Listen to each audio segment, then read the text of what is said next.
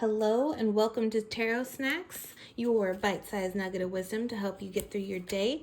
Let us get your message for the day. We have Six of Cups, Page of Swords, Nine of Swords, Five of Cups, and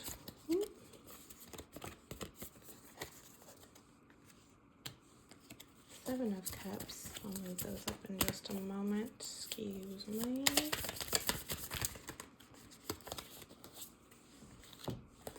And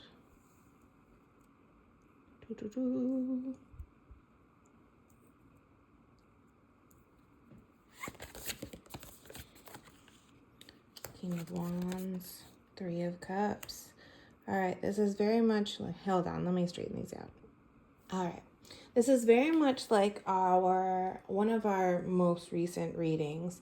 So I'll probably link that in the description box below because I feel like it's a similar message. There's something in your past that you have been mourning, that you have had nightmares over, or self-sabotaging, self-undoing thoughts around, that you have actually already conquered. You have already conquered, and you're still holding on to the residual feeling of having to do this battle.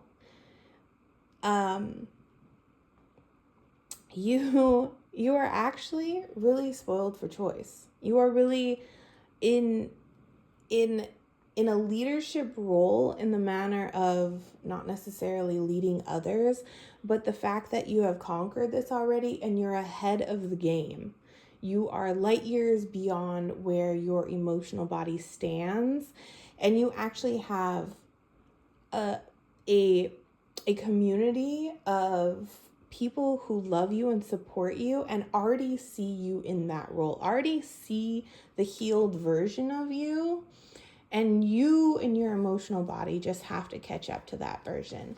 So I think I've talked about this in a past reading, but some of the things that have helped me, I store a lot of emotional baggage, emotional trauma, emotional whatever you want to call it, in my hips and my shoulders. And if you feel called, you can go ahead and look up the spiritual meaning behind those body parts. Like, say, one of the things I think about when you have pain or a stored emotion in your shoulders is just feeling it like you've been taking on too much responsibility, right? You've been holding on to, like, the weight of the world is on your shoulders, that saying, right? You've been holding on to other people's stuff, or stuff, like I said, from the past that you no longer need to hold on to. It's dead, gone, buried. You just need to stop carrying it around. Know that the people around you have already adapted to the new you. The people around you already see you as this, like, strong leader, conqueror, master of your life, your realm, but you're still stuck in this past version of yourself. And no shame or blame, because there's a waiting period to the healing and the releasing of things, right? But I think that moving that energy throughout your body is something that you should explore. You can go ahead and look up some somatic and exercises. Like I said, I store things in my hips and my shoulders, so there's hips exercises to release that stuff, like yoga poses like frog pose, pigeon, child's pose, happy baby, stuff like that. If you're familiar with any of the yoga poses. But releasing that tension physically will help you therefore release that tension emotionally, and let your emotional body just put to rest. RIP, rest in peace, that beautiful old self that has conquered, has healed, and is now ready to move on to the bigger version of you, because everyone around you can see it but you. You are the leader. You are the conqueror. You are the main character, the hero of this story. And it's time for you to just release and accept that.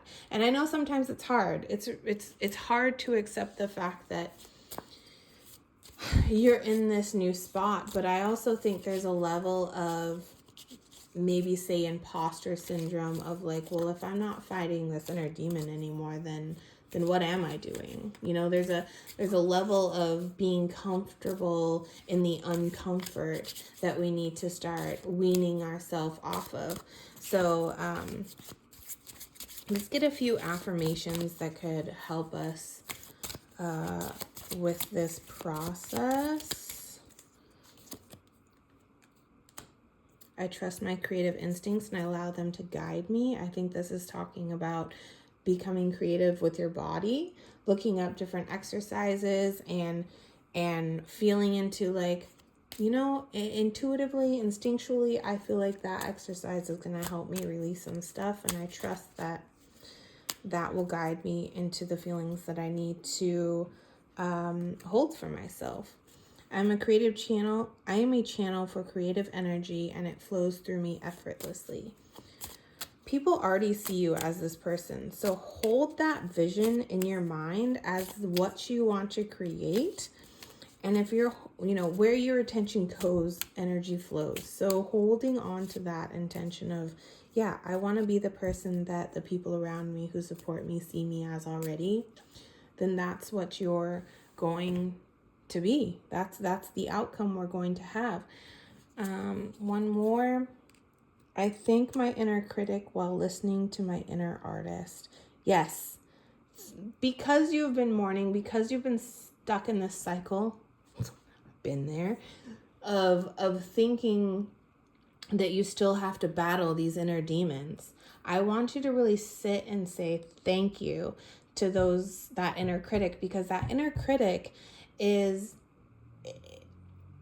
there to protect you. It's been there all along to help you cope, right? Because we can't take on all the stress all at once, but I want you to really give it gratitude for protecting you in the way it knows it can, but also still listen to that side of you that goes, you know what?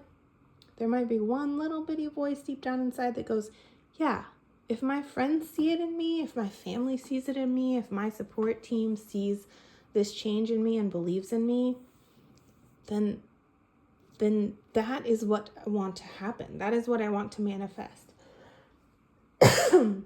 Excuse me. And if it's already there, if somebody can already see it, all I have to do is nurture it and make it feel more comfortable to come out into the open so that it can be integrated into our daily lives and we can be fully conscious with this energy. So thank you so much for being here. I love you so, so, so much. I hope you have a gorgeous day, and I will talk to you tomorrow. Bye.